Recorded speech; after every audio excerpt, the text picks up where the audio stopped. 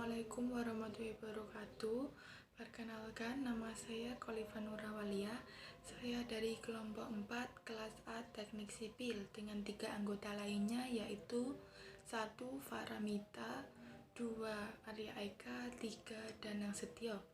Di sini kami akan menjelaskan tentang hidrologi dan siklus-siklusnya.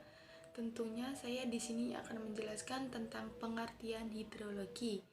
Hidrologi berasal dari bahasa Yunani, yaitu hidrologia atau ilmu air, adalah cabang ilmu geografi yang mempelajari tentang pergerakan distribusi dan kualitas air di seluruh bumi, termasuk siklus hidrologi dan sumber daya air.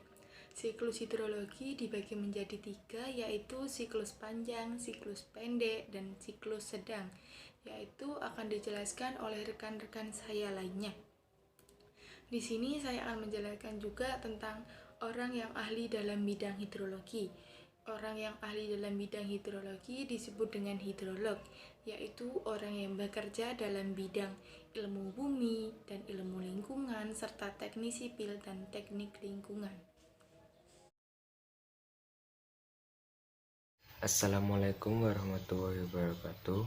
Saya Arya Eka. Di sini akan menjelaskan tentang siklus hidrologi pendek atau sering dikenal dengan siklus kecil. Siklus kecil merupakan siklus yang paling sederhana secara prosesnya hanya mencapai beberapa tahapan saja.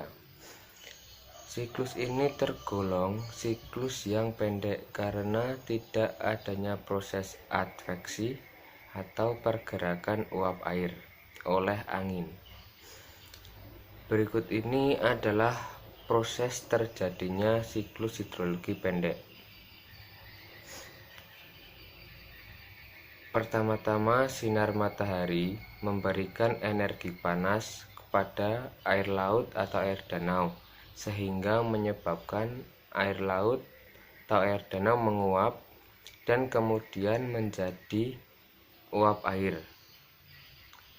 Setelah mengalami penguapan, uap air akan mengalami kondensasi atau pengembunan dan menjadi awan yang mengandung uap air. Setelah itu, awan yang terbentuk kemudian mencapai titik jenuh sehingga akan menyebabkan terjadinya hujan di permukaan laut.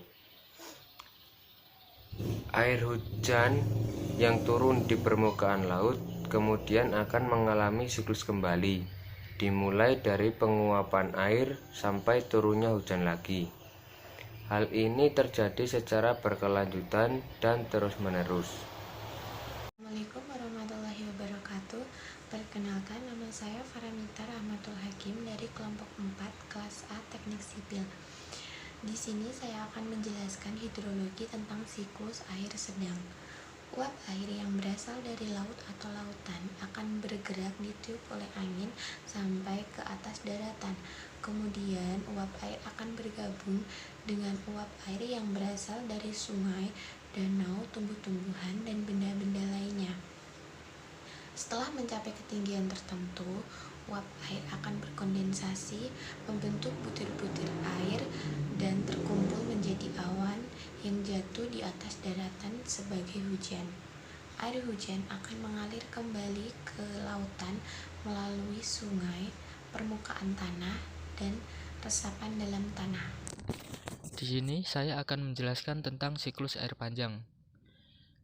Siklus air panjang terjadi karena uap air yang berasal dari laut setelah sampai di daratan karena terbawa oleh angin bergabung dengan uap air yang berasal dari sungai, rawa, danau, dan lain-lain.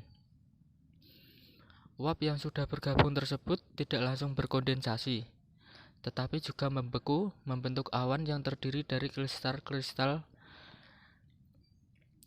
dan kristal tersebut akan turun ke daratan sebagai salju. Salju kemudian mencair dan mengalir sebagai gletser, kemudian kembali lagi ke laut.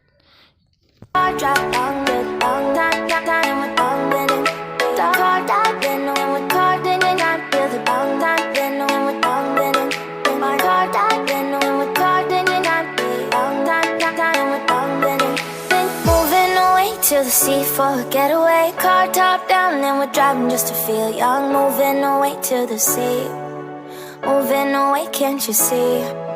Sand in your feet, feel the breeze in the summertime. Stars in the sky, one dime for a first time. Moving away to the sea, moving away, can't you see? We'll drink honey by the ocean, it's our favorite potion. Come on baby, let me tell you one time.